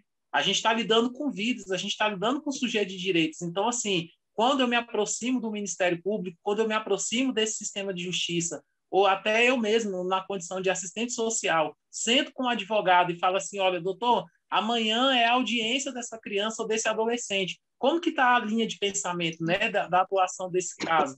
É eu compreender que eu necessito desses pilares para garantir a proteção integral dessa criança e desse adolescente. E o que a gente observa hoje é essa, né, uma tendência até essa desconstrução. Não, o que é da área de humanas é humanas, de serviço social, o que é da pedagogia, não vou conversar com o direito. Então, é isso que eu queria colocar aqui para vocês, tá bom? Olha, Um abraço. eu vou pedir para pegar a palavra do que você trouxe. Eu acho que faltou só uma parte, né, Pedro, da gente falar e abordar, que é assim, é difícil mesmo. É difícil mesmo construir as redes e construir as relações e lidar com as divergências. Então, acho que a gente concorda nisso, Alan. Tem muitas dificuldades, alguns outros profissionais também colocaram aqui no bate-papo, né? Falaram, olha, mas aqui na minha região não é assim. A gente sabe que tem espaços em que o juiz tem mais abertura, espaços que tem menos, espaços que tem promotor tem mais, tem menos. Por isso que, assim, eu não acredito que exista nenhum território que não tenha nenhuma pessoa muito bacana para começar a costurar e começando a fazer a criar a tendência, né, Alan? Não é fácil. Nem sei, às vezes é mais, às vezes é menos, mas assim, como é que a gente vira criador de tendência, né? Como é que a gente vai se juntando com os que pensam similar e que podem vir pensando e puxar um outro e ser capaz de escutar? É um processo, é um processo. E, de novo, a gente não tem a possibilidade de desistir. Então, é melhor a gente ir encontrando quais são os caminhos para a construção do que a gente acredita. Porque a gente também já tem aí um pouquinho de pele escaldada e estamos vivendo isso na pele, né, pessoal? Que se a gente não ocupa os espaços, eles são ocupados por outras visões que às vezes não nos representam, não é? Então, que a gente ocupe os espaços, que a gente se faça escutar, que a gente escute, encontre maneiras de se aglutinar dentro dos nossos pensamentos, sempre na busca de construção, não na busca do embate, né? Porque o que a gente não adianta estar certo se a gente não conseguir no final a construção coletiva de um espaço melhor para melhores decisões, melhores encaminhamentos para as crianças. Então, eu acho que é essa construção que a gente vai tendo que aprender a fazer, que está tão difícil, né, no Brasil hoje, a construção com o diferente, com quem não me escuta tanto, com quem não tem tanto interesse no que eu estou falando, com quem tem certezas diferentes das minhas. Eu também me dispo das minhas certezas e tento entender por que ele construiu aquela visão. Isso é um exercício que a gente está precisando muito. E o melhor é a gente começar dentro do nosso próprio lugarzinho de trabalho, com os nossos colegas e na rede que vai se ampliando, né? Acho que veio eu vou ler uma pergunta que veio aqui da Elvis Ferreira, que falou assim, gostaria de já deixar uma pergunta, se possível. Devido à pandemia, percebemos que fomos obrigados a internalizar muitos serviços dentro do acolhimento, e hoje vemos o quanto isso tem sido ruim para o convívio familiar e comunitário, assim como o desenvolvimento integral das crianças, até mesmo limitação de equipe. Vocês conseguem ter por meio do contato em todo o Brasil, em Brasil todo, alguma visão sobre alternativas viáveis para oferecer educação, lazer e cultura, para além do que os serviços da rede têm oferecido? Nesse momento de pandemia, tem razão, Elvis, é muito mais desafiador as discussões sobre convivência comunitária no momento que é necessário isolamento social, né? Agora, nós temos, sim, alternativas que a gente tem visto não só aqui no Brasil, mas em outros lugares do mundo que também possuem serviços de acolhimento e estão utilizando. Usar o digital. O digital, ele pode ser, sim, uma grande ferramenta para manter o contato da criança com os familiares, com possíveis padrinhos, possíveis famílias, enfim. Explorar isso mesmo como uma ferramenta importante para a manutenção do direito à comunicação que a criança tem com a família biológica, com futuros pretendentes, com apadrinhamento, enfim, é fundamental a gente utilizar esse recurso, e eu sei que tem escassez desse recurso, sim, mas a gente pode utilizar caminhos criativos, né, para um celular que possa ser utilizado por todo mundo, e vai estabelecendo ali horários, enfim, a gente tem visto isso. E o segundo, gente, é utilizar espaços públicos de áreas verdes e com ampla circulação de ar, né? Ou parques públicos, praças, que essas crianças e adolescentes possam ficar e possam utilizar perto das instituições, ou até mesmo que possam ser construídas, sei lá, caminhos mais longos, mas a gente utilizar praças, parques, ou até mesmo ruas que possam ser fechadas com a prefeitura, para que a criança possa experienciar e não ficar em isolamento total, né? Que ela possa respirar um pouco e dar uma volta,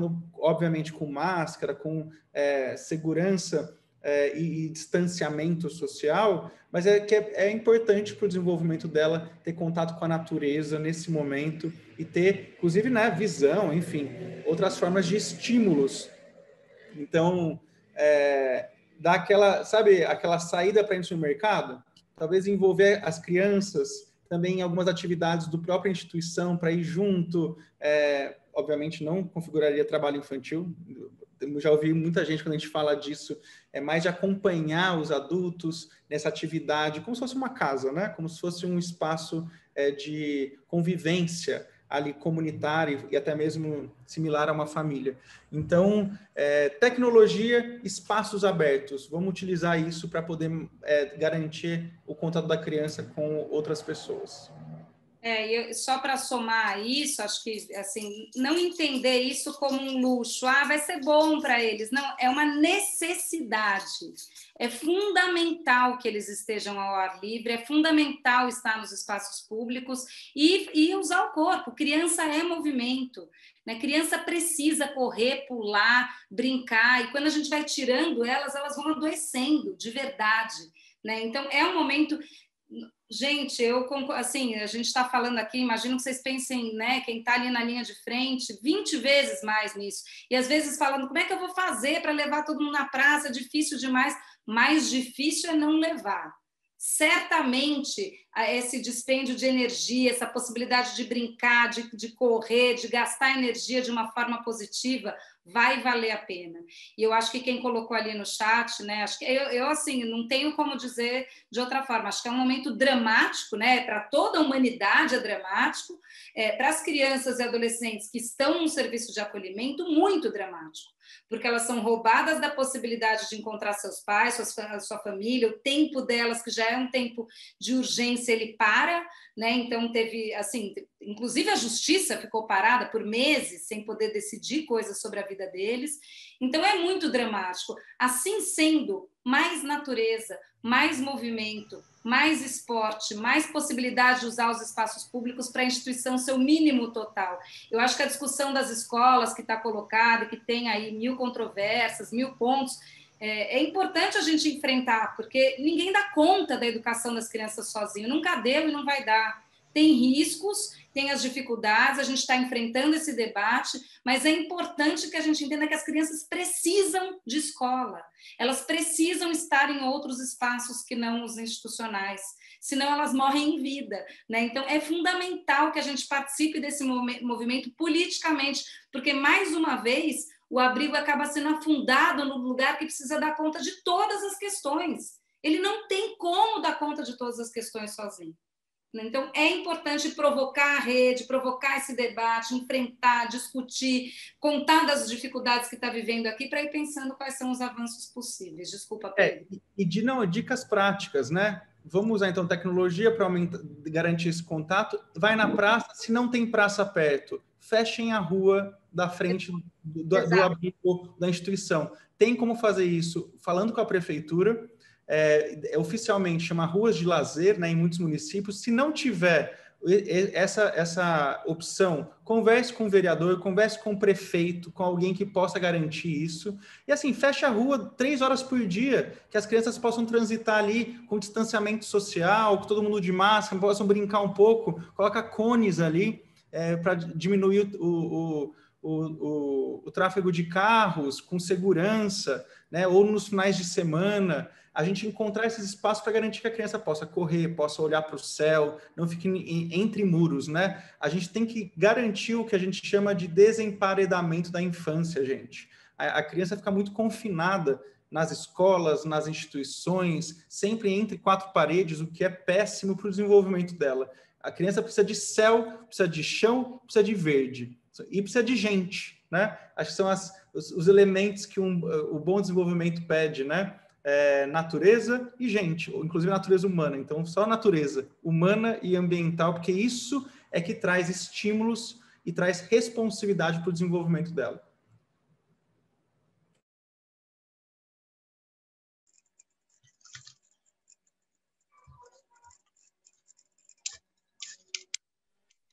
Abrir a palavra, alguém quer fazer alguma colocação, trazer alguma pergunta? Tem aqui no chat, olha, a Natália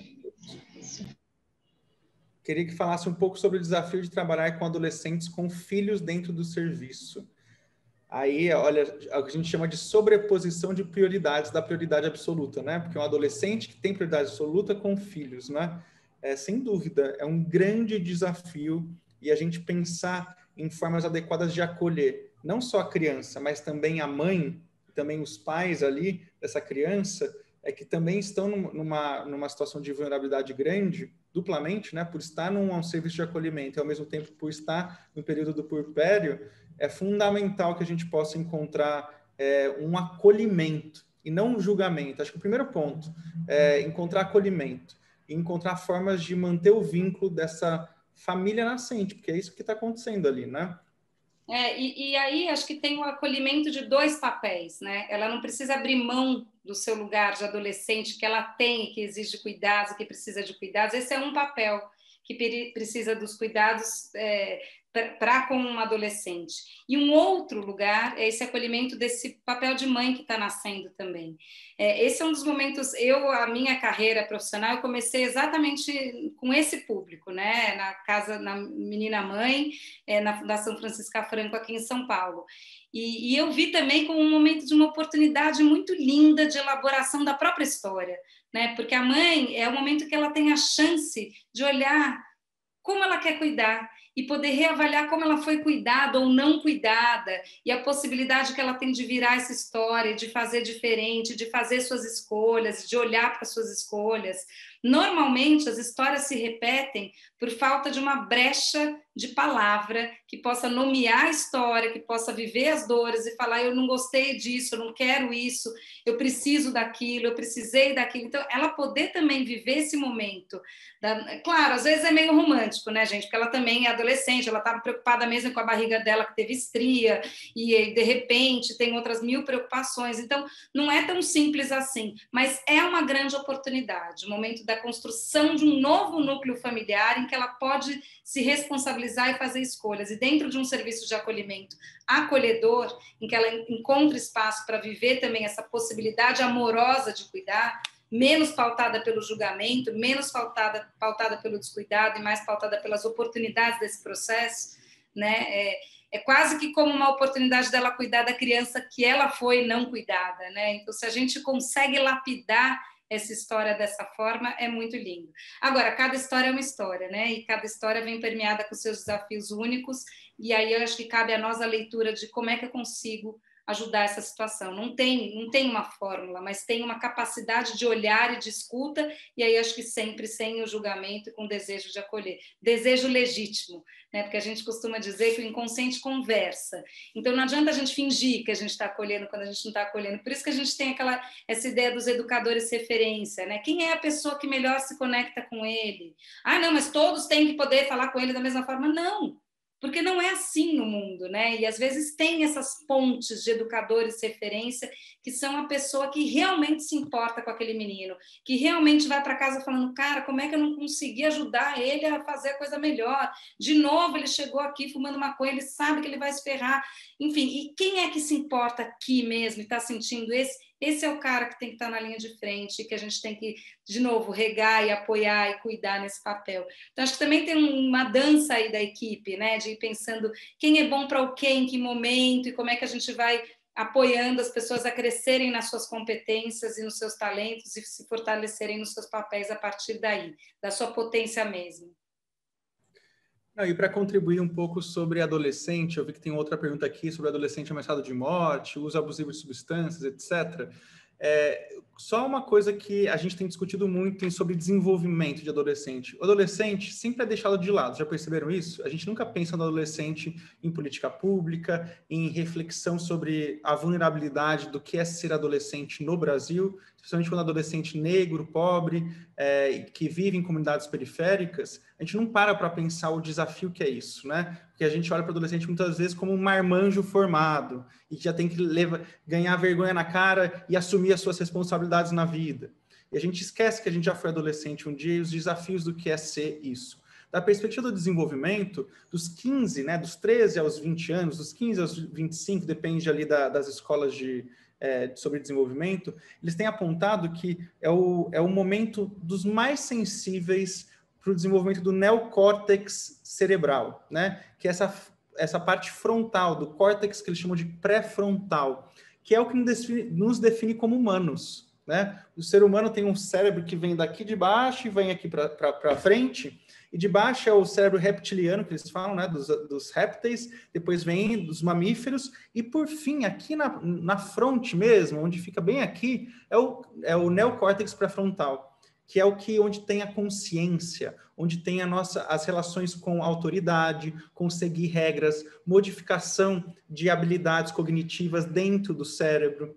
Então, é nesse momento da adolescência que a gente tem uma oportunidade para conformar uma série de habilidades cognitivas socioemocionais, de conformação de comunidade, de entender os limites, os riscos, o que é certo, o que é errado para determinada comunidade. É nesse momento da adolescência. E o que os grandes pesquisadores de neurociência têm apontado hoje em dia é o funcionamento. Como é que funciona o nosso cérebro? Estímulo. É estímulo. A gente precisa de um estímulo constante. E o que eles chamam para adolescente é um feedback constante para o adolescente. Tem que estar junto com ele. Tem que estar o tempo inteiro junto com ele, dizendo que ele vai errar de novo, tá? Porque adolescente tá com dificuldade, que a gente chama de uma função executiva, que é o controle inibitório, que é se auto-inibir, segurar uma vontade, até hormonalmente, né? Você vê os gráficos.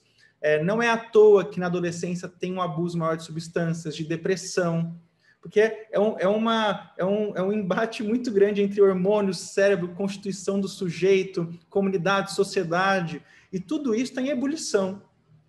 O jeito de lidar com isso é feedback constante. O pessoal tem apontado na ciência, né? E vocês sabem, quem é que convive com o adolescente é isso. O tempo inteiro tem que dizer para o adolescente, estar junto, treinar com ele o tempo inteiro. E isso é importante a gente acolher isso dentro dos nossos serviços, né? Que é um trabalho específico de acompanhamento constante. É estar ali o tempo inteiro junto com ele. Não é abandonar porque ele errou uma vez, errou duas, vai errar muitas vezes. Até ele compreender, inclusive maturar biologicamente o equilíbrio das substâncias neuronais, né? Dos neurônios, dos caminhos neuronais aqui no córtex pré-frontal. Até isso acontecer, exige um esforço, empreendimento de um esforço constante. A Taires, eu acho, né? Perguntou ali se tem ideias de um trabalho pedagógico em período de pandemia. No site do Instituto Fazendo História, a gente tem lá uma série de atividades que acho que são, eu diria até um pouco mais do que pedagógicas, que não tem só essa previsão de ensinar algo, mas de poder mobilizar os afetos, pensar sobre a identidade, pensar sobre a subjetividade e criar atividades. Eu acho que é importante mesmo, né, que a gente pense, é claro, não dá para virar instituição total, não aguentamos, mas a gente precisa pensar como é que a gente ocupa essas crianças, e a dica é planejar atividades que tenham movimento de corpo também, sempre que possível, porque isso faz toda a diferença. E aí tu fala assim, mas é contraditório, porque tudo que eles não querem é estar com os adultos. É verdade, eu tenho 2 adolescentes em casa, posso ser testemunha aqui. É difícil, é chato pra caramba, né? Tem essa parte, gente, não é gostoso. Em vários momentos, O adolescente é difícil, ele é chato, você fala, ele faz aquele o tempo inteiro, você parece um imbecil.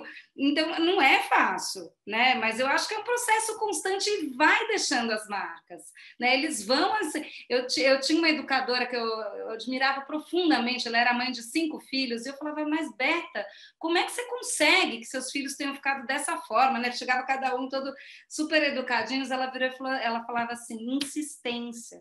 É assim, você vai tentar, e vai tentar de novo, e vai fazer novamente. Então, a resiliência não é só para eles, né? A resiliência é nossa, né? A gente que precisa ser resiliente o tempo inteiro, porque tem hora que fala, ai, não, gente, não aguento mais, já falei 10 vezes, não quer fazer, então vou largar ali no joguinho. Não dá para largar ali no joguinho, porque isso vai custar muito caro depois para nós. Então, vai respirar fundo e pegar e dar uma volta na praça e fazer outras ações, assim por diante, né?